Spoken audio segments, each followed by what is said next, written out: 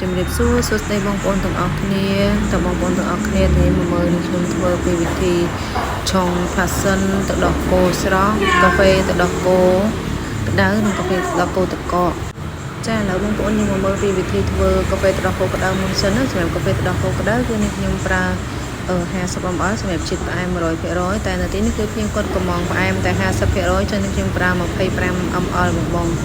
យើងប្រើ 25 ml ហើយទៅដល់គោស្រស់ Carnation ហ្នឹងយើងអាចប្រើចន្លោះពី 20 ទៅ 30 ml បង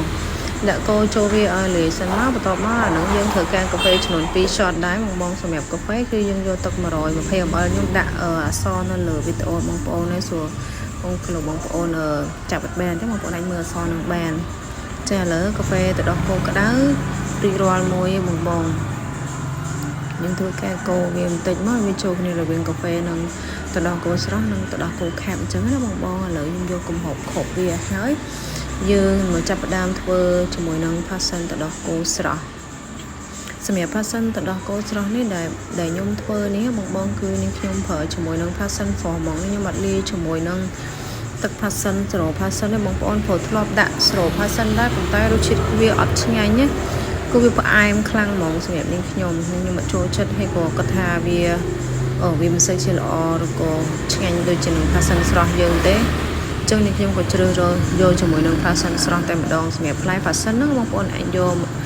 ចន្លោះពី2ផ្លែទៅ3ផ្លែតាមសាច់តិចក៏ច្រើនអញ្ចឹងណាបងណាសាច់យ៉ាងតិចអញ្ចឹងយើងដាក់3អញ្ចឹងទៅឬក៏2កន្លះអីចឹងទៅតែបើផាសិនណារៀងសាច់នេះច្រើនគឺខាងនេះខ្ញុំប្រើចំនួនតែ2ផ្លែទេចាឥឡូវយើងខ្វែផាសិនហើយនឹងឯសម្រាប់ជាតិផ្អែមគឺយើងប្រើចំនួន40 ml បងជាតិផ្អែមខ្ញុំគាត់យកផ្អែមតែ 50% ចឹងខ្ញុំប្រើតែ20 ml ទេបងព្រោះទឹកដោះគោស្រស់ហើយនឹងទឹកដោះគោខាប់ណាបើយើងដាក់ទឹកដោះគោខាប់ចូលរៀងចានពេកដូច50 ml ដូចរាល់ដងវារៀងផ្អែមខ្លាំងណាចឹងខ្ញុំប្រើតែ40 ml ទេ 100%ឥឡូវយើងប្រើទឹកដោះគោខាប់ហើយយើងមកប្រើទឹកដោះគោស្រស់បងប្អូនទឹកដោះគោស្រស់បងប្អូនអាចដាក់ចន្លោះពី120 ទៅ 150 ml ចឹងណាបងប្អូនតែនៅទីនេះខ្ញុំដាក់តាម120 ml ទេបងយើងធ្វើការកូរឲ្យវាចូលគ្នាលាយទឹកដោះគោខាប់ហើយនឹងទឹកដោះគោស្រស់ឲ្យវាចូលជាតិគ្នាជាមួយនឹងផាសិនទៅយើងដាក់ទឹកកកឲ្យបងតែប៉ុណ្ណឹងសម្រាប់ផាសិនហ្នឹងគឺរសជាតិឆ្ងាញ់មែនតើបងប្អូនភ្ញៀវហ្នឹងគាត់សរសើរថាឆ្ងាញ់ទេវាបែបខ្ទិះហ្មងណាព្រោះយើងអត់ប្រើប្រភេទសេរ៉ូប្រើប្រភេទសេរ៉ូវាផ្អែមវាដាក់ទៅវាដូចជាអត់ចូលជាតិគ្នាអត់សូវឆ្ងាញ់ទេបងតែបងធ្លាប់ប្រើជាប្រភេទផាសិនដបក៏បងប្អូនបន្តប្រើទៀតទៅប៉ុន្តែសម្រាប់នាងខ្ញុំគឺបែបប្រភេទចេះឆ្ងាញ់ជាងហើយឥឡូវមកដល់មួយទៀតគឺកាហ្វេទឹកដោះគោទឹកកកបងសម្រាប់កាហ្វេទឹកដោះគោទឹកកកនេះខ្ញុំធ្វើហើយបងប្អូននេះក៏មានវីដេអូពីមុនមកដែរដែលខ្ញុំធ្លាប់ធ្វើអញ្ចឹងបងប្អូនអាចទៅមើលវីដេអូចាស់ក៏បានដែរហើយប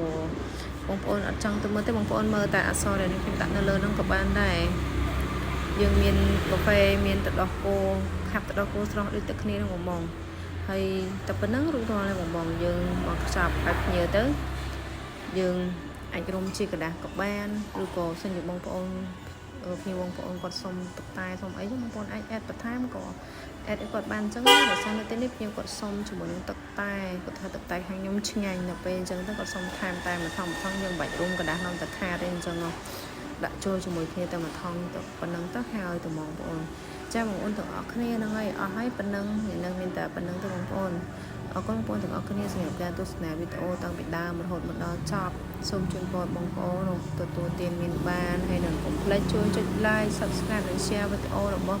បងប្អូនមួយផងណាបងប្អូនទាំងអស់គ្នាដើម្បីបងប្អូនទទួលបានវីដេអូថ្មីបន្តទៀតអញ្ចឹងណាបងជួបគ្នាវីដេអូក្រោយបងបាយ